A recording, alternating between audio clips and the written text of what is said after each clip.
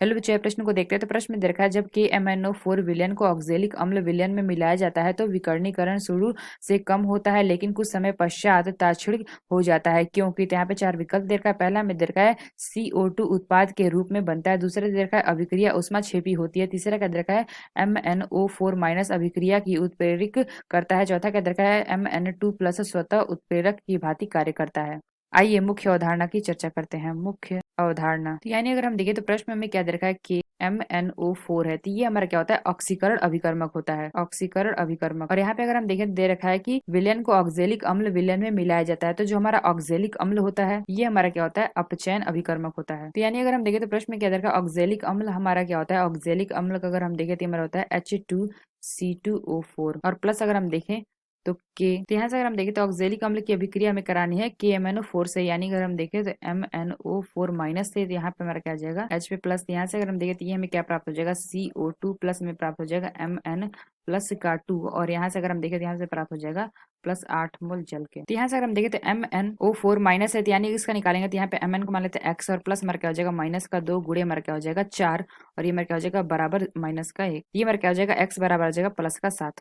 ये हमारा क्या हो रहा है +7 से हमारा क्या जा रहा है +2 में जा रहा है। यहाँ पे हमारा क्या हो रहा है, अपचयन हो रहा है, यानी कि जो हमारा KMnO4 है ये हमारा क्या कर रहा है, ऑक्सीकरण अभिकर्मक की तरह कार्य कर रहा है। तो ऑक्सीकरण अभिकर्मक क्या होता है, जो हमारा क्या करता है, दूसरे को ऑक्सीकरण करता है और खुद क्या करता है, अपचयन करता है। तो यहाँ से हम देखें तो H2C2O4, यानी अगर हम देखें इसमें हमारा क्या आ जाएगा, x बराबर आ जाएगा +3 इसकी ऑक्सीकरण संख्या, और यहाँ पर हम देखें CO2 दे रखा है, तो ये हमारा क्या हो जाएगा x प्लस -का 2 और गुणे हमारा क्या हो जाएगा 2 बराबर 0। तो यहाँ से हमारा क्या आ जाएगा, x बराबर आ जाएगा +4, यानी हमने क्या जाएगा +3 से क्या हो रहा है +4 में जा रहा है, यानी हमारा जो कार्बन है ये हमारा क्या हो रहा है +3 से किस पे जा रहा है, +4 पे जा रहा है। तो यहाँ पे हमारा क्या हो रहा है, इसका ऑक्सीकरण हो रहा है, तो ये हमारा क्या हो रहा है, अपचयन अभिकर्मक का कार्य कर रहा है। तो यानी हमने बताया था जो हमारा KMnO4 होता है ये ऑक्सीकरण अभिकर्मक होता है, तो ये हमारा क्या हो रहा है +7 से +2 में जा रहा है। जो हमारा ऑक्जेलिक अम्ल है ये हमारा होता है अपचयन अभिकर्मक की तरह काम करता है, ये हमारा क्या हो रहा है, यानी कि जो हमारे यहाँ पे कार्बन है ये हमारा +3 से क्या हो रहा है +4 में जा रहा है। तो यहाँ सर हम देखें जो हमारा Mn2+ है ये हमारा क्या है, स्वतः उत्प्रेरक है, तो ये हमारा क्या होता है, स्वयं ही क्या करता है +7 से +2 ऑक्सीकरण अवस्था में आ जाता है। जैसे अगर हम देखें तो यहाँ पे अगर हम बात करते हैं Mn+2 की सांद्रता की बात करते हैं, तो ये हमारे अगर हमारा बढ़ेगा तो हमारी क्या होगी, क्रिया की गति बढ़ेगी, यानी कि अभिक्रिया की